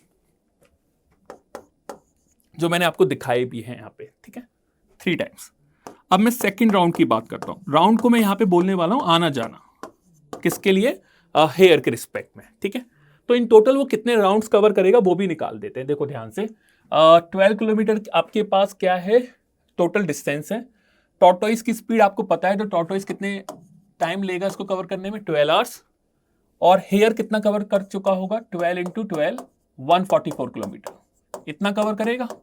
क्योंकि टॉर्टोइज को 12 किलोमीटर को चलने में 12 आवर्स लगेंगे, जो हेयर है वो 12 किलोमीटर पर आवर की स्पीड से 12 आवर्स में 144 किलोमीटर चल जाएगा, ठीक है। नाउ आना जाना इज ऑफ 12 किलोमीटर, सो उसको मैंने एक राउंड बोला है, तो इस तरह से कितने राउंड होने वाले हैं, 12 राउंड्स हो जाएंगे, ठीक है, ये बोल सकते हैं। तो in the first round they are meeting 3 times, ठीक है। अब इसको मैं रब कर रहा हूं और इसको मैं फाइनली समझा देता हूं कि आफ्टर फर्स्ट राउंड दिखेगा कैसे आपको। ये दिखेगा कुछ ऐसे कि यहां पे हेयर है और यहां पे टॉर्टोइज है, इन दोनों के बीच में 1 किलोमीटर का गैप है, right. This is after the first round. Now again tortoise will start moving towards P and here will also start moving towards P. So जब इस डायरेक्शन में जाएगा तब तो 1 किलोमीटर का गैप इनका नहीं मिलेगा, बिकॉज 1 किलोमीटर का गैप ऑलरेडी हमने कंसीडर कर लिया है, that is this one. So here जब मूव करेगा तो टॉर्टोइज से थोड़ा सा आगे निकल जाएगा, और जब निकलेगा देन यू विल फाइंड जो 1 किलोमीटर का गैप अगेन। सो 1 किलोमीटर का गैप आपको फिर से मिलेगा, कब, जब हेयर टॉर्टोइज से आगे होगा। नाउ हेयर पी के पास जाएगा और वापस घूमकर आएगा, सो वापस यहां पे जाने के बाद फिर से वापस आएगा और टॉर्टोइज से फिर से यहां पे मिल जाएगा। एंड सिमिलरली जब इस डायरेक्शन में भी मिलेगा, यहां पे अब 1 किलोमीटर का गैप हो सकता है, राइट। तो यहां पे भी 1 किलोमीटर का गैप होगा, तब भी मिलेगा। तो इस बार भी अगर आप ध्यान से देखोगे तो 3 टाइम्स बेसिकली टॉर्टोइज और हेयर में 1 किलोमीटर का गैप होगा। So during second round also they will be meeting 3 times, right? अब क्या होगा, हेयर वापस लौट के यहां आ जाएगा और टॉर्टोइज और हेयर में कितना गैप होगा वो भी आप बता सकते हो। नोटिस करोगे ध्यान से तो जो टॉर्टोइज है वो हर राउंड में 1 किलोमीटर चल पाता है, बिकॉज जो हेयर है वो 12 किलोमीटर चलता है, क्योंकि इनका स्पीड का रेशियो भी 1:12 है। So you can say after second round they have met 6 times with a gap of 1 kilometre. And after second round जो सिनेरियो देखने को मिलेगा वो कुछ ऐसा होगा कि हेयर यहां पे है, टॉर्टोइज यहां पर है, इन दोनों के बीच में 2 किलोमीटर का गैप है, ठीक है। अब बात करते हैं थर्ड राउंड की। थर्ड राउंड में थोड़ा ध्यान से सुनिएगा, उस सेकंड से थोड़ा सा अलग है। तो eight the end of third round you know guys कि जो हेयर और टॉर्टोइज के बीच में गैप रहने वाला है वो 3 किलोमीटर का होगा, राइट। ये बात से सब एग्री करेंगे। अब मिलेंगे कितनी बार ये थर्ड राउंड में, वो देखते हैं। तो पहले तो जब यहां से हेयर स्टार्ट करेगा मूव करना और टॉर्टोइज थोड़ा सा आगे जाएगा, तो यहां पे भी कहीं एक ऐसा सिनेरियो आएगा जहां पे 1 किलोमीटर का गैप होगा इन दोनों के बीच में, when hare is behind tortoise, right. Similarly there will be one more position you can say कि जहां पे टॉर्टोइज और हेयर के बीच में 1 किलोमीटर का गैप होगा। अभी तक हेयर पी पे नहीं पहुंचा है, तो 2 बार ऐसे हो गया इस तरफ जाने में। लौट के जब वो वापस आएगा तो 2 टाइम्स फिर से ऐसा होगा कि हेयर और टॉर्टोइज के बीच में 1 किलोमीटर का गैप होगा। तो if you look at third round carefully you will find there will be 4 such instances जहां पे 1 किलोमीटर का गैप होगा। Same goes for fourth round and same goes for fifth round. उसमें भी 4 टाइम्स ऐसा होगा कि 1 किलोमीटर का गैप हो।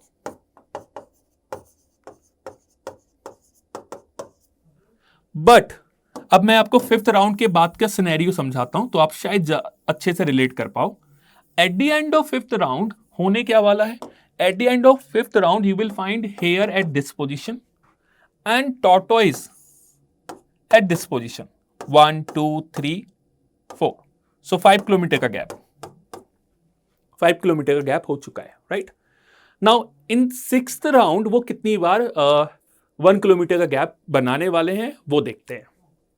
तो देखिए ध्यान से कि पहली बार तो जब यहां से हेयर चलेगा और टॉर्टोइज टुवर्ड्स पी जा रहा होगा, यहां पे 1 किलोमीटर का गैप बचा है, ठीक है, बचाए हुए। तो टॉर्टोइज कुछ यहां पे चलेगा, आगे मूव करेगा और हेयर समवेयर हेयर। जब हेयर टॉर्टोइज से पीछे है तो तब भी 1 किलोमीटर का गैप हो सकता है। सो एक बार ऐसे मिलेगा और दूसरी बार कैसे मिलेगा? जब हेयर वापस लौट के आएगा तब एक बार और मिल जाएगा, राइट? और हेयर जब यहां पे पहुंचेगा तो टॉर्टोइज यहां पे पहुंच चुका होगा, ठीक है? तो I hope this part is also clear. So you can से इन 6th round they will be meeting 2 times or with a gap of 1 kilometer. तो you can see यहां पे कितना हो रहा है? 6 10 20 टाइम्स ये जब वो इस तरह से मूव कर रहा था, कौन? टॉर्टोइज। और 20 टाइम्स इसी तरह से ऐसे होगा जब टॉर्टोइज इस तरह से मूव करेगा। तो इसलिए जो फाइनल आंसर है वो है 20 + 20 40। एग्जाम के पर्सपेक्टिव में मैं बात करूं तो it is one of the very difficult question. Exam में इस तरह का क्वेश्चन लीव कर देना चाहिए डेफिनेटली, क्योंकि काफी टाइम कंज्यूमिंग है, काफी विजुअलाइजेशन का पार्ट है। यहाँ पे ऑप्शंस भी काफी क्लोज हैं, देखिए 40 42 48। In case someone Mrs out any option या एनी केस तो वो शायद गलत भी कर सकता है, right? So be very careful when you attempt such type of questions. मैं पर्सनली रिकमेंड नहीं करता इस तरह के क्वेश्चंस को अटेम्प्ट करने का, बिकॉज यहाँ पे टाइम भी काफ़ी वेस्ट होता है। अगर कोई ईमानदारी से करे तो 5 to 10 मिनट से अकेला क्वेश्चन भी ले जाएगा। तो सिलेक्शन बहुत मैटर करता है सही क्वेश्चंस का। एग्जाम में इस तरह का क्वेश्चन छोड़ना ही रिकमेंड किया जाएगा। नेक्स्ट क्वेश्चन पर आते हैं। Next question says there are 3 people, they started a venture together. X invest 2.5 lakhs rupees, Y invest 3.5 and Z invest 4 lakh. So this question is somehow related to a partnership, which I can see from the first line itself. In the first year, the venture makes a profit of 2 lakh. A part of that profit is shared between Y and Z in the ratio 2:3. So कोई जो part है मैं उसको X ना लेकर मैं ले रहा हूँ 5 का multiple because of 2 + 3 that is 5.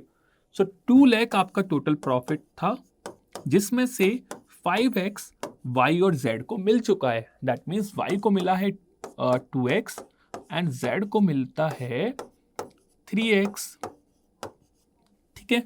The remaining profit will be 2 lakh minus 5x is divided among x, y, z in the ratio of their initial investment.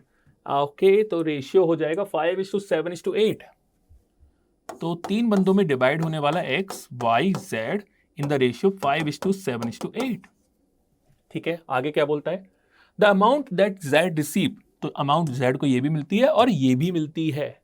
तो z को कितना मिलने वाला है? 8/20 of 2 lakh minus 5x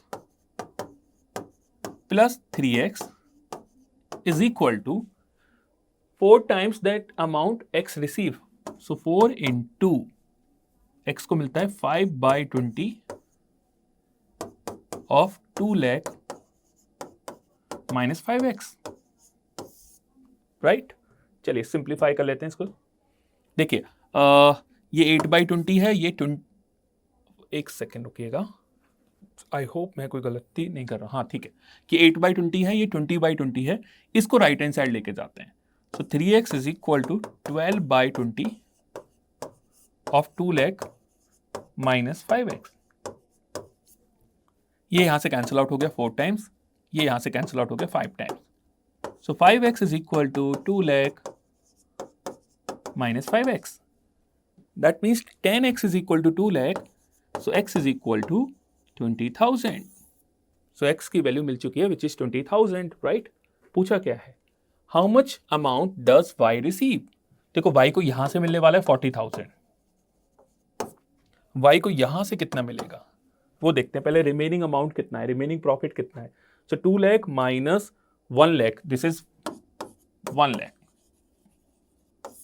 1 lakh का हमें देना है y को 7/20, so 7/20 of 1 lakh, this will be I think 35,000 plus 40,000, so answer is 75,000. so a moderate level question on partnership जो I think doable था, मतलब थोड़ा सा लेंदी जरूर मैं बोल सकता हूं बट डुएबल जरूर था ये। नेक्स्ट क्वेश्चन पर आते हैं। Next question is XYZ is an equilateral triangle inscribed in a circle. So let's make a circle first, and there is a triangle in this, something like this, X, Y, Z, and it is an equilateral triangle. P is a point on the arc, so this, let's say this is a P on YZ such that X and P are opposite sides of the chord YZ, satisfy totally, ठीक है। Which of the following must always be true? तो ये condition हमें करनी है check. चलिए देखते हैं। तो पहले मैं इसको ज्वाइन कर देता हूं। जैसे ज्वाइन किया तो I can see X Y P Z is a cyclic quadrilateral, right? And in cyclic quadrilateral, there is a theorem related to sides of the quadrilateral and the diagonal, which is sum of product of opposite sides. That means xy into pz plus yp into xz is equal to sum of, sum तो है ही नहीं, product of diagonals, because diagonals तो दो ही हैं तो उनका सम क्या करना, so is equal to product of diagonals. So क्या प्रॉपर्टी है, sum of product of opposite sides is equal to product of diagonals, that is xp into yz, ठीक है। तो ये थ्योरम है जिसका नाम आई थिंक ये होता है टॉलमीज थ्योरम बोलते हैं इसे, बट अगेन नाम में क्या रखा है उसके काम से मतलब होना चाहिए। तो काम ये है, sum of product of opposite sides is equal to product of diagonals. Now यहाँ पे अब हम क्या यूज कर सकते हैं, देखो सारी साइड्स में इसका कोई प्रोडक्ट वाला तो कुछ है नहीं, क्या हम कुछ कैंसिल आउट कर सकते हैं? इक्विलेटरल ट्राइंगल की प्रॉपर्टी अभी तक कुछ यूज की नहीं है तो वो भी देख लेते हैं। We know X Y is equal to Y X Z, so देखो एक्स वाई ये रहा, एक्स जेड ये रहा एंड वाई जेड ये रहा। तो तीनों जगह पर ये साइड क्या है, कॉमन है, बिकॉज ये दोनों साइड सेम है, तो we can take out them common और कैंसिल आउट कर सकते हैं। मतलब यहाँ पे X Y X Z common है और यहाँ पे ये Y Z which is equal to X Y, तो वी कैन कैंसिल आउट। तो हमें मिलने क्या वाला है, P Z plus Y P is equal to X P. Because ये तीनों साइड सेम है, आप 1 1 2 2 लेके भी देख सकते हो, वो कैंसिल आउट हो जाएगा, बचेगा ये relation, and that is given in option number B. So काफी अच्छा क्वेश्चन था on this theorem. Next question पर आते हैं।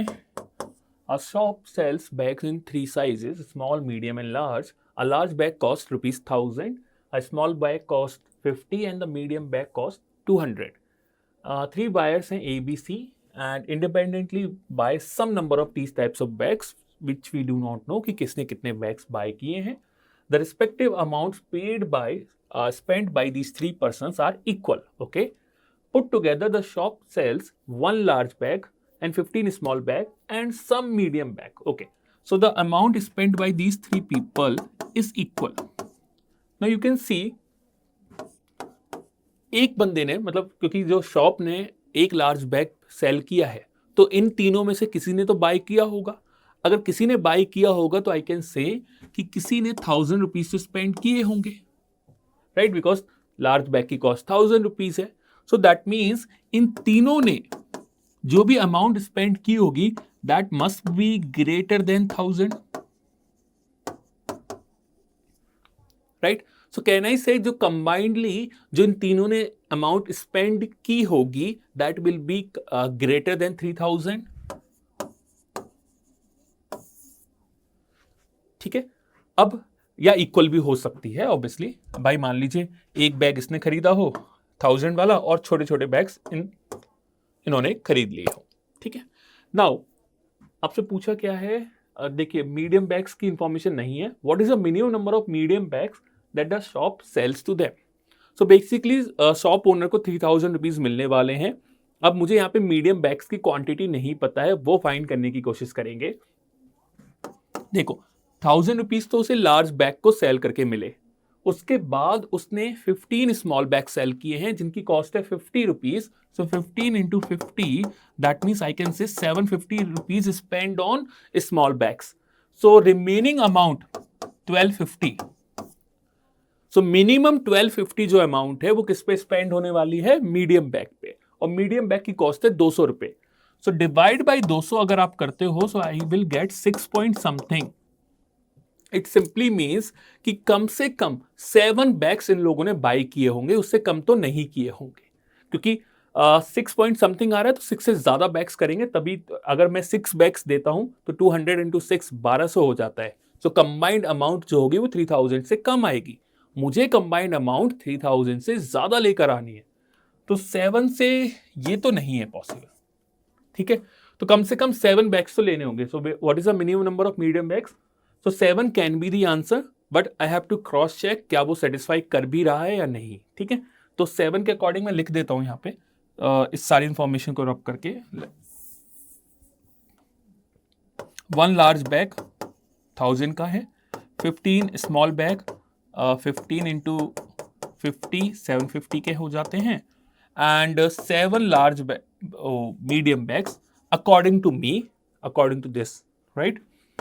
7 into 200, this is 1400. The combined amount is 3150. अब ये तीनों में इक्वली डिवाइड करके मेरे को ये चेक करना है कि हाँ ये सेटिस्फाई कर भी रहा है या नहीं, ठीक है। तो वैसे करेगा बट फिर भी चेक जरूर करना है। सो ABC, सो इसको तीनों में इक्वली डिवाइड करोगे तो 1050 1050 एंड 1050, ठीक है। चलिए, तो फर्स्ट पर्सन ने तो एक लार्ज बैग खरीदा है पक्का, और एक स्मॉल बैग लिया होगा तभी उसको 50 मिलेगा, ठीक है। नाउ इसके पास भी 1050 आ रहा है, इसके पास भी 1050 आ रहा है। इट सिंपली मींस कि इन्होंने भी एक स्मॉल बैग खरीदा है, इन्होंने भी एक स्मॉल बैग खरीदा है। ज्यादा भी हो सकते हैं, एक का कंफर्मेशन मिल चुका है, right. So now the amount left is 1000 rupees and which I have to satisfy for B as well as C, right. मेरे पास 7 मीडियम बैग्स हैं। सो किस तरह से कॉम्बिनेशन पॉसिबल है कि भाई 4 मीडियम इसने ले लियो, 3 इसने ले लियो। हिट एंड ट्रायल से सेटिस्फाई करने की कोशिश करेंगे, बिकॉज मुझे ये देखना है कि क्या तीनों का 1050 का कॉम्बिनेशन बन भी रहा है with the help of these quantities. तो सपोज 4 मीडियम इसने ले लिए एंड 3 मीडियम इसने ले लिए, ठीक है। तो 4 मीडियम मतलब 800 रुपये यहां खर्च हो जाते हैं और 50 यहां खर्च हो जाते हैं, 200 और बचे हैं। तो 4 स्मॉल बैग और दे देता हूं उसको, ठीक है, दे दिया। उसके बाद यहां पे 650, मेरे पास बचा है 400। सो 8 स्मॉल बैग्स और दे देते हैं यहां पे। चेक करते हैं सेटिस्फाई कर रहा है या नहीं। 8 + 9 या 15 स्मॉल बैग्स आ रहे हैं। आप काउंट कर लीजिए, 9 13 115, राइट। सो 15 स्मॉल बैग्स सेटिस्फाई हो चुके हैं। उसके बाद मीडियम बैग्स को भी काउंट कर लेते हैं। 3 + 4 वो भी सेटिस्फाई हो रहा है, एंड 1 लार्ज बैग वो भी सेटिस्फाई हो रहा है। सो that's why the answer is 7। तो मैंने क्रॉस चेक करके आपको दिखा दिया है कि जो हमने आंसर निकाला था वो आंसर वैलिड था, तो जो मेथड था वो सही था। बट फिर भी कभी डाउट हो तो आपको 1 मिनट ज्यादा देना है और आप क्रॉस चेक भी कर सकते हो। नेक्स्ट क्वेश्चन पर आते हैं। Next question says consider the 4 variables A, B, C, D and a function Z of these variables. You can see there is a function. Okay, it is given that A, B, C, D must be a non-negative integers. So that means it can be 0, 1, 2 and so on so forth. Negative नहीं हो सकते and ये relationship hold करने चाहिए, ठीक है। ये 3 relationship आपको दिए हुए हैं। If Z needs to be maximized, अगर Z को मुझे मैक्सिमाइज करना है तो D की कौन सी वैल्यू ली जाए। देखिए ध्यान से, यहां पे देखो ये पॉजिटिव है, ये पॉजिटिव है, ये पॉजिटिव है, ये नेगेटिव है, सो बी की जो वैल्यू आप जितनी ज्यादा लोगे z की वैल्यू उतनी कम होती जाएगी, बिकॉज उसके आगे नेगेटिव का साइन लगा हुआ है, तो वो हर वैल्यू को सब्ट्रैक्ट करेगा, माइनस करेगा। और ए सी डी को जितना मैक्सिमाइज करेंगे उतना हमारा z मैक्सिमाइज होगा। So what we have to do, we have to maximise A C and D and minimise B. ये हमारी कोशिश होनी चाहिए, ठीक है। Now if I consider this inequality, it is 2a plus B less than equal to 2।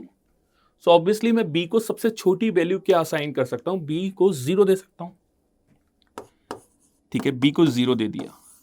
अगर b को 0 दे दिया तो 2a इज इक्वल टू 2 ले सकता हूं,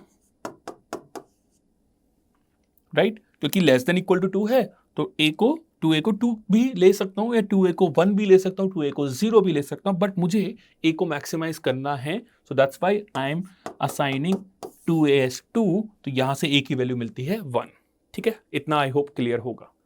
नेक्स्ट पार्ट पे क्या आते हैं, नेक्स्ट है 4a। सिंस b is 0, तो उसको इग्नोर कीजिए, 4a plus c less than equal to 12। So again मुझे c को मैक्सिमाइज करना है, तो I will consider equal to 12, ठीक है। सो a is 1, तो c will be 8। नेक्स्ट ये वाली कंडीशन आ जाती है, 3a plus 4b plus d less than 15। तो लेस देन 15 में हम क्या ले लेंगे, इक्वल टू 14 ले लेते हैं, ये 0 है, ठीक है। तो यहां से हाँ 3a प्लस 4b, राइट। तो एक सेकेंड, इक्वल टू है लेस देन, ओ शिट, ये लेस देन इक्वल टू था, तो वो यहां से चला गया था बिकॉज ऑफ दैट मार्कर। सो ये बेसिकली मैं इक्वल टू 15 लेने वाला हूं, और b की वैल्यू को रख देते हैं 0, जो हमने ऑलरेडी असाइन की हुई है। सो आई कैन से और a is 1, so d will be 12. So if I have to maximize this function, so d की वैल्यू क्या लेनी होगी, 12। सो काफी इंटरेस्टिंग क्वेश्चन था, और कॉमन सेंस बेस्ड क्वेश्चन था कि एक चीज को मैक्सिमाइज करना है तो दूसरे को हमें मिनिमाइज करना होगा, और मिनिमाइज भी किसको करना होता है, नेगेटिव वाले पार्ट को। इसको ध्यान रखिएगा गाइस, a माइनस बी में अगर मुझे इस डिफरेंस को मैक्सिमाइज करना है, ठीक है, तो ये वाला जो पार्ट है ये जितना कम होगा और ये जितना ज्यादा होगा उतना बेटर है, ठीक है। तो ये हमेशा याद रखिएगा, if I have to maximise a minus B, so b should be minimum and a should be maximum.